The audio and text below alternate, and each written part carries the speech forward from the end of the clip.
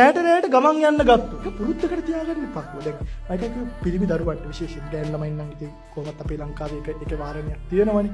විදේශගත රටවල්. දැන් අපේ අය ඉල්ලන්නේ මොකද්ද? දැන් අපේ රටේ ගෑනු ළමයි ඉල්ලනවා අපිටත් ඒ නිදහස දෙන්න. ඉතින් ගන්නකො.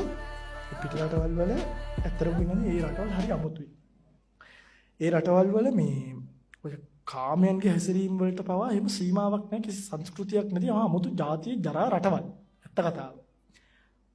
මේ රටේ යන්තම් මේ සංස්කෘතික රාමුවත් එක්ක ගෑල්ලා මේ කවසර ගෙදරින් යන්නේ නැහැ කියන එක චුට්ටක් වැකිලා තිනවා. දැන් මේගොල්ලෝ මේක බ්‍රේක් කරගන්න අර ගුරුවරු සාරි නැතුව ගවුම් ඉල්ලුවේ. ඒ වගේ මේ ෆ්‍රේම් එක බ්‍රේක් කරන්න ඉල්ලුවා. ඒ ගුරුවරුන්ට සාරි දීලා තියෙන්නේ අර ළමයින්ගේ ඒකාකාරී මානසිකත්වයෙන් අපිට ගෞරවයක් ඇති වෙනවනේ ගුරුවරියක් නේ. එහෙම නැද්ද? දැන් මම මේ සිවුර අඳින්න නැතුව සරමක් පටලන් ආවනම් මට ලේසි මේ දාඩිය දාගෙන ඔයගොල්ලෝ දන්නවද මේ සිවුර මේ රෝල් කරලා මේ අතයට ගහගෙන ඉන්නේ පැය 24. මට ලේසි නේ තාත්තේ සරමකු ෂර්ට් එක වෙනන් ගන්න බණ ඉතින් කොහොමත් එකයි. මමමනේ. සරමකු ෂර්ට් එක වෙනන් ඉන්න ඊළඟ බණට. ලේසි කිය. ඊටත් ලේසි ඉතින්. නැතුවම ආවන. අපි බලන්නේ බෑ මේකනේ අපේ මේ ෆ්‍රේම් එක. දැන් මේක හරි අමාරු මහත්තයෝ. ඔයගොල්ලෝ හිතන්න මේ බඩ තද වෙන්න පටියක්කට ගහගෙන. ඔව් බඩ රිදෙනවා පටියකට ගහගෙන ඉඳලා. ගිය ගමන් කරන්නේ මේවා අයින් කරන්නේ කාපි. මේ පොරෝගෙන ඉන්න එක දාඩිය ඔබ බලන්නකො කොච්චර දාඩිය දානවද කියලා අපිට. මට ලේසි කියලා කලිසම් කෝ ෂර්ට් එක වෙනන් ආවන. මේ අපිට ලේසිලු. ආයි කියන්න තියෙන්නේ වඩාත් ලේසි නැතුවම ගියාන.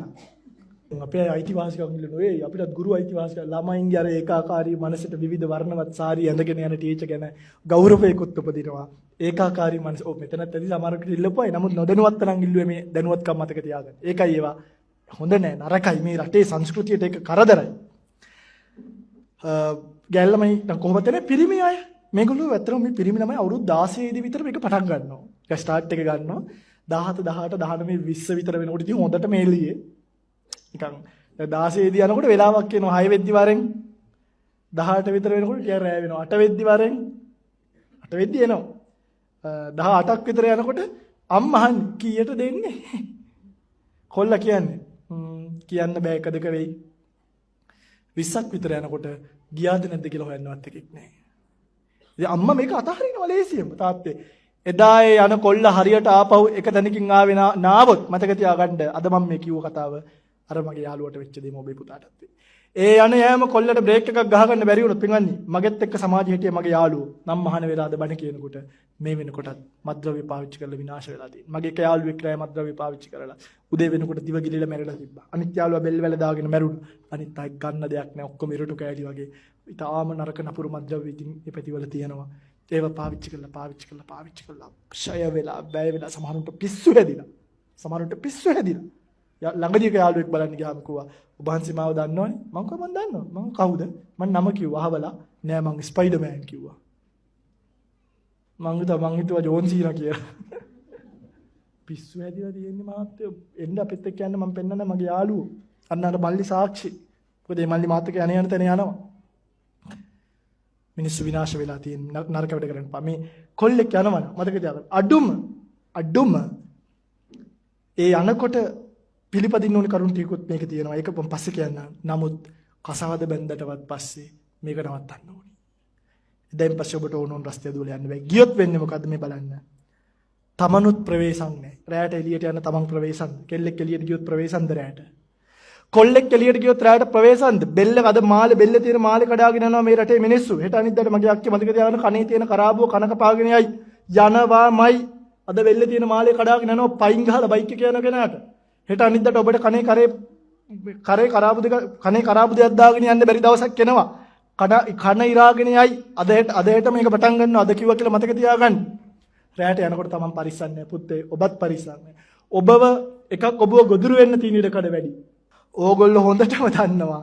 රැයට එළියට ගියොත් එළියේ තියෙන කොයි සමාජයක්ද කියලා. ඔබ ඒකට ගොදුරන් වීමට බිල්ලන් බවට පත් වීමට ඉඩකඩ වැඩි. යසක්පුරුෂ සමාජයට ඔළුව දාගන්න නැතුව සීමා සහිත කාලයකදී ගැලවිලා ගෙදරට වෙලා එන්න. නැත්නම් ගැලවෙන්න වෙන්නේ නැහැ. 2. එහෙම එළියට යනවා නම් තමන්ගේ අමුදරුව පරිස්සනුත්. තමන්ගේ ගෙදර ඉන්න කෙල්ල පරිස්සන්න. එකක් කෙල්ලට කරදර වෙන්න පුළුවන් නොයි හොර සතුරන්ගෙන්. අනිත් එක කෙල්ල පරිස්සම් නැහැ කියලා මෙතනදී කියපු තව කතාවක්. කෙල්ලට මිනිහව එපා වෙයි. ඊට පස්සේ නරුණුරු ගන්න එපා දාලා ගියා අරකයි මේකයි මෙහෙමයි කියලා. ඇත්ත ඉතින් සින්දු කීකේ තමයි ඉන්නේ මගේ අමල් බිසෝ දොර අරින්න එපා. හොඳ පරිස්සමෙන් ඉඳපන් මේක ගිහිල්ලා. 3 තමන්ගේ වස්තුව පරිස්සම් නේ. ගෙදරට හොර හතුරු පයින්න පුළුවන්. දැන් අපේ රටේ මාර එක දැන් ග්‍රීස් යකා කියලා එකෙක් ආව මතකද? ඒ ග්‍රීස් යකා වල්ලන්නේ කියලා අපේ උන් එළියට බයිනකොට ගෑස් යකෙක් ඇවිල්ලා. ගෙදර තියෙන ගෑස් ටිකනේ. මේකත් එන්නේ නැති නේ ආවද ග්‍රීස් යකා? ආවද? ග්‍රීස් යකා අල්ලන්නේ කියලා අපේ එළියට බහැලා. ගෙදර එනකොට ගෑස් එකනේ. දැන් ගෑස් යකා. එහෙම බැවින්. හිනාවෙන්නේ ඔයගොල්ලොත් දන්නේ ආවේ ග්‍රීස් යක්කු විදියට නෑනේ. වස්තුව ප්‍රවේශම් නෑ. එනිසා ඒකෙන් නවතින්න. තමන්ගේ ළමයින්ට මේවා කියලා දෙන්න කවදාද මේ සූත්‍රය සිංහාලක සූත්‍රය හරි ලස්සන සූත්‍රයක්. මේවා කියලා දෙන්න ළමයින්ට. මැට්ටෝ වගේ හදන්න නැතුව. තව එකක්. එයා ගැන පවිතු කාරණාවල් වල සැක උපදිනවා. ඒ කියන්නේ රැට එළියට යන කෙනා ගැන සැක කරන්න පුළුවන්. ආත්පස්සෙන් යුරු ගන්න එපා. ඔයා කොච්චරත් මාව සැක කරනවනේ කියලා. රැට එළියට යනවා නම් සැක කරන්න පුළුවන්. සැක කරන්න වෙනවා. ඒක මේ දහමේ සඳහන්. එයා සැක කරන්න සුදුසු කෙනෙක්. ඒ වගේ ඒ විතරක් නෙමෙයි ඊළඟට කියනවා. එයාට නොව් කතා පැන නගිනවා. කතන්දර හැදෙන්න පුළුවන්.